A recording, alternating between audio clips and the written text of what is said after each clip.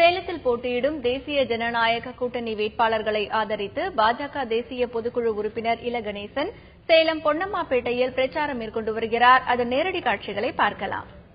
இதெல்லாம் அரசியல்வாதிகளுக்கு ரொம்ப சகஜமாக இருக்கிற காரணத்தால் நீதிமன்றத்தின் மீது இருக்கிற அலட்சியம் அதெல்லாம் போகட்டும். பரப்பனகளிலே தீர்ப்பு வந்ததல்லவா, அந்த அம்மையார் சிறைக்கு சென்றார்கள் அல்லவா, அவர்கள் சிறைக்கு சென்றதில் எனக்கு ஒன்றும் மகிழ்ச்சி இல்லை.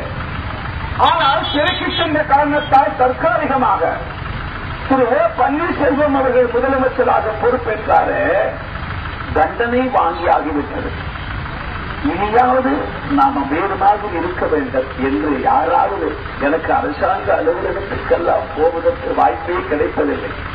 நீங்கள் அடிக்கடி போகிறீர்கள்.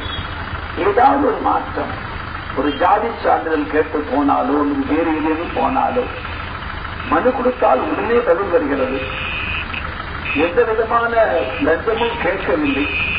தானாகவே வரிய போய் நான் பழக்க தோஷத்தில் கொடுத்தார்கள், ஐயோ நான் வாங்க மாட்டேன் என்று மறுக்கிறார் என்ற அதிசய காட்சியை நீங்கள் பார்த்ததுண்டா? தண்டனை வழங்கிய பிறகும் ஆட்சியில் எந்த மாற்றமும் இல்லை. சமீபத்தில் 1000 கோடி ரூபாய்க்கு திரையரங்கம் வாங்கியது குறித்து பத்திரிகைகளை செய்து வந்திருக்கிறது. பெயரளவுக்கு ஒரு மறுத்து போய்விட்டார்கள். என்ன பெரிய லஞ்ச லாபம்! இந்த எண்ணம் அவர்களுக்கு இருந்து கொண்டிருக்கிறது. அதனால் தான் சொல்கின்றேன், ஒரே ஒரு அம்சத்தை சொல்கிறேன், குறித்துக் கொள்ளுங்கள். ஒரு கால் தேர்தல் முடிவுகள் அகில இந்திய அண்ணா திமுகவுக்கு சாதகமாக அமைந்து அகில இந்திய அண்ணா திமுக மீண்டும் ஆட்சி வருவதற்கான ஒரு சூழ்நிலை வந்துவிட்டால் முதல் அறிக்கை என்ன தெரியுமா? ஏற்கனவே எழுதி வச்சிருக்காங்க. இப்ப நான் சொல்றேன், குறிச்சுக்கங்க. அந்த அறிக்கையில என்ன எழுதியிருக்கிறாங்க தெரியுமா?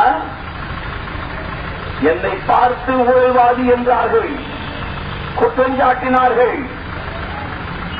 ஆனால் மக்களே நான் நிரபராதி என்ற தீர்ப்பு தந்து விட்டார்கள். இதுதான் முதல் நாள் அறிக்கை வரப்போகுது. இந்த பழி உங்களுக்கு வேணுமா? ஊழல்மைதான் ஆட்சி நடத்திட்டு வருகிறார், நான் தூய்மையாளம் என்று மக்களே தீர்ப்பு தந்து விட்டார்கள் என்று வெற்றி பெற்றவர் உங்க மேலே பழி போடுவதற்கு நீங்கள். சேலத்தில் பாரதிய ஜனதா கட்சியின் தேசிய பொதுக்குழு உறுப்பினர் திரு இல கணேசன் பேசிய நேரடி காட்சிகளை பார்த்து